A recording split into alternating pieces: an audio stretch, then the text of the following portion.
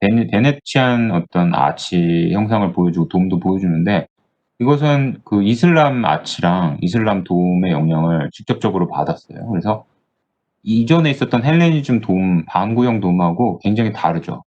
그리고 아라베스크 문양에 가까운 어떤 벽지 같은 이런 벽돌을 문양을 내면서 이렇게 쌓기도 하고 굉장히 화려한데 이 모든 것은 이슬람의 영향을 받은 거예요. 콘스탄티노플 그러니까 오늘날의 그 이스탄불하고 베니스는 십자군 전쟁 때부터 서로 왔다 갔다 하면서 싸우기도 하고 문명 교류를 했어요. 그래서 서로 비슷한 점이 굉장히 많아요. 그러니까 이스탄불에 가면은 여긴 동양인데 반대로 베니스의 느낌을 받을 수 있는 부분이 곳곳에 있고 베니스에 가면은 여긴 서양인데 반대로 이스탄불의 느낌을 받을 수 있는 것들이 곳곳에 있어요. 그런 것을 보면 되게 재밌을 거예요. 어 그때 인제 르네상스의 중요한 도시 중에 하나가 플로렌스죠. 거기에 두오모 성당이 있는데 그 브루넬레스키라는 그 건축가가 한 게 굉장히 유명해요. 그 왜 유명하냐면은 예 제가 첫 시간에 말씀드렸지만 가설지 없이 돔을 만들 수가 있었다라는 거. 그 국법 자체가 굉장히 획기적이었고 천재적이었기 때문에 유명한 겁니다. 그래서 그것은 제가 뒤에 그림으로 설명을 드릴게요. 자 요런 식으로 그 두오모를 보면은 실내에서 바라본 그 돔이 밖에서 보이는 건 아니고요. 실내에 있는 껍데기가 있고 바깥쪽에 껍데기가 이중으로 있고요. 그 사이에는 나선형으로 사람이 다닐 수 있는 계단이 있어요. 그래서 두오모를 방문하시면 아래층에서부터 계단을 타고 여기 꼭대기 큐폴라 있는 데까지 올라갈 수가 있거든요. 그 올라갈 때 이 돔하고 돔 사이에 나선형 계단을 타고 올라가는데 그게 굉장히 재밌어요. 건축가들한테 굉장히 재밌을 거예요. 그런 신비한 공간에 왔다는 것 자체가 재밌는데 그 공간을 올라가다 보면은 부족 부재가 쌓인 게 보이는데 걔가 이렇게 나선형으로 이렇게 쌓여 있는 텍스처가 보여요. 그 이유 때문에 얘가 무너지지 않고 가설지 없이 지어질 수가 있었는데요. 여기서 보면은 오른편 사진을 보면 돼요. 여기 보면은 대각선으로 나선형으로 수직형으로 가는 어떤 리브 같은 애가 있었고 그 사이사이를 연결하는 이 석부재가 있었어요. 여기까지만 보면 가설지 없이 분명히 무너질 테라는 생각이 들겠죠. 근데 일단은 이렇게 나선형으로 쌓는 이 그 립 형태가 얘가 무너지는 것을 방지를 했고요. 그것은 처음에 봤던 그 메소포타미아에서 그 이렇게 기울여져 쌓는 방식으로 가설지 없이 볼트를 쌓았다고 제가 말씀드렸는데 그 원리랑 비슷해요. 오늘날 에스키모들이 그 이글루를 지을 때도 가설재 없이 돔을 만드는데 그것도 비슷한 원리예요. 그 입체적인 거라서 제가 뭐라고 말씀드리기가 굉장히 어려운데 입체적으로 이렇게 나선형으로 꼬아 가지고 돔을 만들면 가설재 없이 돔을 만들 수가 있고 그 대표적인 게 이글루고 그 원리를 같은 원리를 보여주는 게 바로 이 텍스처에서 주죽부죽 텍스처에서 나오고요. 더 디테일하게 가면은 오히려 바깥쪽에 가설재를 대고 그날 작업이 끝나면은 요런 식으로 줄을 매달아 놔서 얘가 떨어지지 않게 한 거예요. 요런 식의 기술을 사용을 해서 브루넬레스키가 이 도움을 가설재 없이 쳤죠. 그리고 이게 다 완성이 된 다음에 가운데 구멍이 난 부분에 강한 링을 만들고요. 그 위에다가 가설재를 대서 크레인을 매달았어요. 그래서 큐폴라라고 요 꼭대기에 지어진 게 구멍이 뚫린 위에다가 지어진 조그만 탑을 큐폴라라고 그러는데 큐폴라를 지을 때는 여기서 크레인으로 내려뜨려서 석부재를 올려 가지고 졌던 거죠. 만약에 이런 고안을 안 했으면 인부들이 얘를 지고서 이 계단을 올라가 가지고 아까 제가 말씀드린 그 쉘하고 쉘 사이의 요 사이에 그 계단을 지나서 올라가야 되는 거거든요. 굉장히 힘들었겠죠. 근데 요런 머리를 써서 가설재 없이도 굉장히 쉽게 이 돔을 재건할 수가 있었던 거예요. 그래서 이 건물이 유명합니다. 16 세기가 들어서 인제 종교 개혁이 발생하는데 이때 왜 종교 개혁이 우리가 얘기하는 그 르네상스라든지 문명하고 연관이 되냐면은 이때 마침 종교 개혁이 퍼질 수 있었던 건 인쇄술이 배후에 있었던 거예요. 그래서 성경책을 찍어내서 독일어로 찍어내 가지고 이전에는 라틴어로만 돼 있던 성직자들만 이해할 수 있었던 언어로 해서 성경책을 읽었는데 평이한 독일어로 번역을 해서 그 책을 인쇄술로 해서 여러 권 찍어서 일반인들도 있게 읽을 수 있게 성경책을 배포한 게 종교개혁이죠. 그래서 로만 카톨릭의 어떤 부패된 권력을 와해시킨 거죠. 근데 한편으로는 길드들이 갖고 있었던 그 손으로 수작업으로 했던 노트들을 출판할 수가 있었던 거예요. 그래서 일반인들도 그 건축국법을 다 익힐 수가 있었던 거죠. 오늘날 유튜브 때문에 여러분들이 뭐 떡볶이도 이전보다 더 맛있게 만들 수 있고 백종원만큼 만들 수 있고 그게 다 그런 미디어 때문에 그런 건데 이 당시에 미디어 개혁이 있었다고 보시면 돼요. 인쇄술로 인해서. 그래서 길드의 어떤 그 비밀리에 전해오던 지식들이 밖으로 이렇게 확산이 된 거죠. 그래서 이걸 보면은 그러면 이전에는 이런 교과서가 없었냐, 기술서가 없었냐? 없었단 얘기예요. 고대로 내려가기 전까지.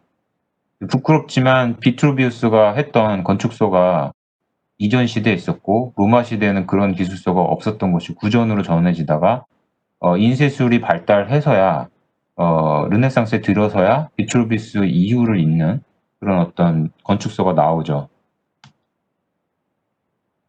그리고 르네상스에 이제 굉장히 유명했던 건축가 중에 하나가 팔라디오라는 건축가인데 이 사람은 뭐 르네상스의 어떤 조형적인 것을 정리한 사람으로 유명하지만 국법으로도 굉장히 천재적인 사람이었어요. 그게 이 사람이 만들었던 캔틸레버 계단이고요. 그리고 이 조족조 볼트 기법이 굉장히 발달해서 볼트가 굉장히 납작해져 가지고 거의 평평한 바닥을 만들 정도의 기술까지 평화치를 만드는 기술까지 발전을 해요. 그리고 사진에서 보는 거 보면은 여러분들이 인제 유럽 건물을 가보면 여행을 가보면 옛날 건물들을 볼 텐데 계단이 굉장히 아름다운 걸 느낄 수가 있어요. 거의 조각품 같아요. 나선형도 있고 직선형도 있고 여러 가지 있고 제가 얘기하는 수직적인 건물들 그게 성당이든 궁전이든 거기에 들어가는 계단이 굉장히 큰 몫을 해요. 이게 뭐 중세는 아니지만 사그라다 파밀리아 같은 성당, 아까 봤던 두오모 성당 거기 올라가는 과정에 다 계단인데 걔가 굉장히 수공예품처럼 한 스텝 한 스텝이 이렇게 깎여 가지고 만들어져 있거든요. 핸드레일까지 해서. 근데 되게 신기한 것은 지금 이 나선형 계단에다 보다시피 이게 조족조인데 이 각 스텝이 하나의 돌덩어리로 돼 있는데 얘가 그냥 있대라는 거예요. 캔틸레버로 돼 있는데. RC 구조물도 캔틸레버를 되려면 테이퍼링하고 밑에 그 안에 철근 집어넣고 해서 되게 복잡하게 되는데 얘가 그냥 이렇게 얇게 석부재가 이어진 채로 이 자체가 그냥 벽에 캔틸레버링이 된 채로 계단이 된다는 얘기죠. 그래서 이게 왜 그런가 분석을 해 보면 이게 팔라디오가 인제 고안하는 건데 벽에다가 이 석부재를 그냥 뭐 한 2-3 센치 정도 그냥 꽂아 놔요. 그리고 그다음에를 2-3 센치 정도 겹치게 아래 거 위에다가 꽂아 놔요. 이걸로 다 된다는 얘기예요. 이유는 여기 축방량으로 얘를 밟으면 얘가 회전을 하려고 그러는데 밑에 돌이 그걸 떠받쳐 줘서 회전을 막아 줘요. 그래서 요거 자체만으로도 굉장히 얇게 겹치는데 어 무너지지 않는 캔틸레버링이 되면서 계단이 벽에 그냥 꽂혀져 가지고 얇게 떠 있는 것처럼 구조적으로 가능하게 만든 거예요. 이게 팔라디오가 제일 처음에 그 고안을 해 놓은 거고요. 그리고 우리가 아까 봤던 로마 시대 때부터 아치가 발달하고 볼트가 발달했고 막 여러 가지 입체적인 형상을 봤는데 걔네가 굉장히 기술적으로 발전을 하면서 평화치라고 그러는데 석부재를 보면은 이렇게 쐐기 형태로 해서 깎아져 있죠. 그래서 위에서 밟으면 얘는 결국은 아치의 원리에 있어서 무너지진 않아요. 근데 단면을 보면은 거의 슬라브처럼 평화래요. 그래서 이 볼트가 이렇게 납작한 부분이 거의 슬라브처럼 완전 수평에 이르는 단면이 부분적으로 존재하는 이런 단계까지 지어졌다는 얘기예요. 르네상스 말기에 가 가지고는 중기에 가서 부족조 기술이 여기까지 발달했고 계몽 시대가 되죠. 그래서 더 이상 인제 그 신학자들 눈치 보지 않고 이성적으로 과학이 발달하게 됩니다. 그래서 실험을 하고 이성적으로 원리가 파악이 돼야지만 그걸 인정하는 그 태도가 완성이 되고 여기서부터 어떤 공학자들이 인제 나오기 시작합니다. 그래서 구조 분석을 할 수가 있고 각 부재 왜 어떻게 무너지는지 중력도 분석을 하고 그런 계산을 하기 시작하고요, 공학자들이. 그런 어떤 것을 잘 보여주는 게 런던에 있는 세인트 성당, 그 크리스토퍼 렌이라는 건축가가 한 건데, 의장적으로는 로만 돔 비슷하게 보여요. 실내에서 봐도 그렇고 실외에서 봐도 그렇고. 그건 역시 이중으로 돼 있고 그 안에 숨겨진 원추형 구가 들어가 있어요. 그 원추형이 가장 중력 저항에 유리하다는 렌의 친구인 후크가 발견을 한 건데, 이전에 말씀드렸다시피 쇠목고리를 양손에 잡고 늘어뜨리면 걔가 원추형으로 바닥을 향해서 늘어지거든요, 중력에 의해서. 걔를 바로 뒤집은 거죠. 중력 형태 그대로 조족조를 만들어 버리는 거예요. 그러면 중력 형태 그대로 수직력에 저항하는 형태가 만들어지는데, 그게 바로 원추형 그 돔이었고요. 그래서 세인트폴 성당을 보면은 바깥에 껍데기가 보이고 실내에서 이렇게 보이는 껍데기는 이 실내 안쪽에 이제 숨겨져 있어요. 두 개의 돔이 있죠. 근데 실제로는 이 전체적인 구조물은 여기 사이에 숨어 있는 훨씬 더 꽃갈콘처럼 생긴 기다란 어떤 길쭉한 원추형 꽃갈콘 같은 게 있는데, 걔가 실제 돔이란 얘기예요. 구조적인 돔. 그 위에다가 얹혀가지고 바깥돔 만들고 거기에 매달아서 안쪽 돔을 만들었어요. 그리고 걔가 이 사선형 원추형을 해서 이 기초까지 쫙 이어지는 그런 구조 형태를 갖고 있었고, 요거를 양손에 잡은 내어뜨린 그 목걸이, 쇠줄 목걸이로 보면은 거의 비슷한 형성이 되는 거죠. 그리고 그런 원리를 이용을 해서 만들어진 게 사그라다 파밀리아고, 그 사그라다 파밀리아 지하에 가면 그 가우디가 이렇게 행잉 무대를 만들어서 모래줄을 달아 가지고 전체적인 형상을 잡은 거를 우리가 확인할 수가 있어요. 게다가 여과치라는 것도 만드는데, 그것은 뭐냐면은 지하에다가 그 아치가 180도 뒤집어진 형상을 만드는 거예요. 그래서 위에서 내려오는 하중을 기초를 향해서 분산시키는 게 아니라 여과치를 그냥 꽂아 놔서 두 개의 기둥 사이에 서로 지지를 할 수 있도록 효과적으로 만든 게 이제 여과치예요. 그리고 돌을, 조적조가 굉장히 낭비가 심하고 권력이 있어야지 만들 수가 있는 게, 석고제가 있으면 거기서 실제로 다 깎아내고 쓰이는 건 10% 거든요. 그러니까 근데 또 현장으로 걔를 그대로 고스란히 가져와서 거기서 깎아요. 그러니까 훨씬 더 무거운 걸 가져와서 꽂아 놓을 때는 거기서 10%만 쓰니까 엄청난 그 공이 들어가야 되는 거죠. 근데 르네상스 중기에 가서는 기술자들이 아예 얘를 현장에서 어떻게 깎아라, 어떤 형태로 정교하게 깎도록 도면에다 표기를 해서 공기가 대폭 단축시키는 어떤 맞춤형 도면이 이 당시에는 이제 고안이 돼요. 기하이라든지 공학이 그만큼 발전했다는 얘기예요.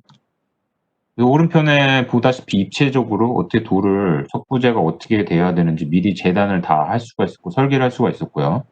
왼편에 보이는 거는 이제 여과치 때문에 제가 그림을 넣었는데 세인트폴 성당인데, 지하는 아니지만 여기에 동그라미가 보이죠? 위에 있는 것은 보통 형상의 아치인데 아래로도 동그라미가 있어요. 그래서 기둥 양쪽에서 내려오는 그 힘을, 여기서 내려오는 애, 여기서 내려오는 애가 지하에서 만나가지고 서로 상쇄되도록 보완을 한 게 이 바로 여과치라고 이해하시면 됩니다.